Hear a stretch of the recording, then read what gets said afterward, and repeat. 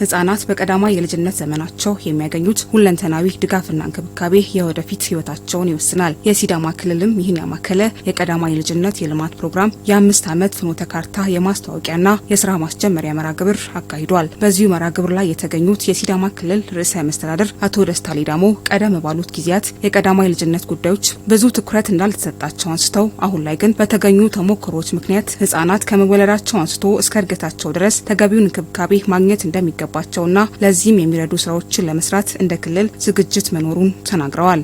እኛ ከዚህ በፊት ትኩረት እንሰጥ የነበረው እንደ ማህበረሰብ ባህልም ምናልባት ልጆች ከተወለዱ በኋላ እንደዚሁም አደግ ካሉ በኋላ በየደረጃ የሚያስፈልጋቸውን ነገር በማሟላት ነው።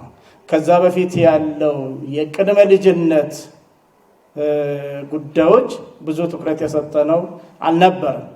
በአሁኑ ጊዜ የዓለም አቀፍ ጥናቶች ተሞክሮዎች እያሳዩን የመጡት ህፃናት ከመወለዳቸው በፊት ጀምረው ከጽንስ ጊዜ ጀምረው እንክብካቤ እያገኙ ማደግ እንዳለባቸው፣ በዛ ደረጃ ያደጉ ዜጎች ለቀጣይ እድሜያቸው የበቁ ለራሳቸውም ለሀገራቸውም ተገቢውን ኃላፊነት የሚወጡ ሆነው እንደሚያድጉ ያሳያል።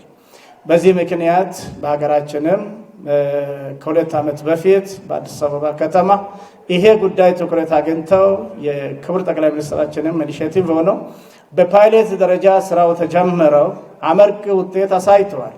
ይህንን ጉዳይ እንዲሰፋ የዛሬ 2 ዓመት አዲስ አበባ የተወሰኑ ክልሎች ተመርጠው ምክክር አድርገናል። የቀዳማይ ልጅነት ፕሮግራም እንደ ክልል በ3 ሴክተር ትብብር እንደሚሰራ ያነሱት የሲዳማ ክልል ምክትል ርዕሰ መስተዳድርና የትምህርት ቢሮ ኃላፊ አቶ በየነ በራሳ በሁሉም አቅጣጫ ህጻናትን ሊረዳ የሚችል የተቀናጀ ፕሮግራም መኖሩን አመላክተዋል። በክልላችን በተለይም በ3 ሴክተሮች ትብብር የሚሰራ ፕሮግራም ነው። የቅድመ መደበኛ ትምህርት ወይንም ከአንደኛ ክፍል በፊት የነበረው የትምህርት ሁኔታን በተመለከተ የትምህርት ሴክተሩ ከዚህ በፊትም የጀመራቸው ስራዎች በዚህ ፕሮግራምም ታግዞ ተጠናክሮ የሚቀጥል ነው የሚሆነው።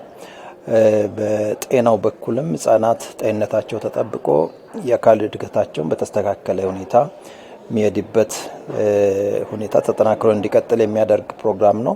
የኢትዮጵያ ቀዳማይ ልጅነት ልህቀት ማዕከል ሲኒየር አማካሪ ዶክተር ሰለሞን ተስፋዬ ለሀገር ዘላቂ እድገት የሚሆን ዜጋ ለመፍጠር የሚቻለው ከታች ጀምሮ ሊሰሩ በሚችሉ ስራዎች በመሆኑ ክልሎች የተጀመሩ ስራዎችን አጠናክረው ሊቀጥሉ ይገባል ሲሉ አሳስበዋል።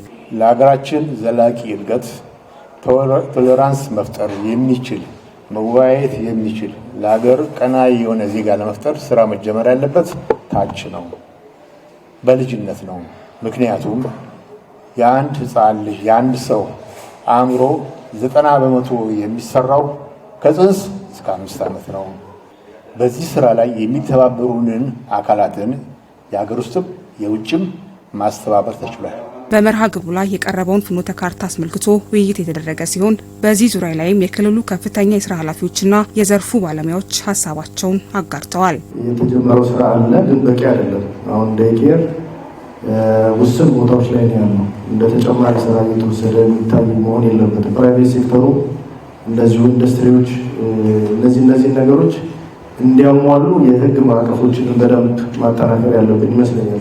ልክ ምግብ በልቶ ጠጥቶ ውሏል ብለን ቼክ እንደምናደርገው ሁሉ ልጆቻችን ለሀገር የሚጠቅሙ ለሀገር ትልልቅ እድገት ለምንላቸው ፒላሮች ሰው ሰርቶ ነው የሚያመጣውና የዛሬ ትውልድ ነው ነገር የሚሰራው። ስለዚህ ጧት ቁርስ በላ እንደምንለው ብዙ ነገሮች ላይ በዚህ ልክ ኮንሸስ ሆነን አውቀን ማድረግ የሚገባን ነገሮችን በደንብ ግንዛቤ የሚያስጨብጥ ነው የቀዳማይ ልጅነት እድገት ክትትል።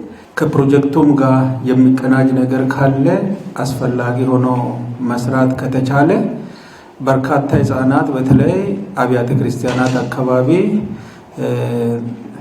መምህራን መድበው አስተማሪ መድበው የሚሰሩበት ሁኔታ ስላለ በእነዚህ ላይ ትኩረት አድርገን ተጨማሪነት አጋዥ ስለሆነ ቀድሞ የተጀማመሩም ስለሆነ በህፃናት ላይ የምንሰራውን ስራ ከቤተ ክርስቲያናትም ጋር ተገናኝተን ብንሰራ ሞር ውጤታማ እንሆናለን። የክልሉ መንግስት በክልሉ ከሚገኙ የከተማ አስተዳደሮችና ከዞን አስተዳደሮች ጋር የፕሮግራሙን ተግባራዊነት ለማጠናከርና የህፃናትን ሁለንተናዊ እድገት ለማረጋገጥ የሚያስችለውን የትብብር ስምምነት ተፈራርመዋል።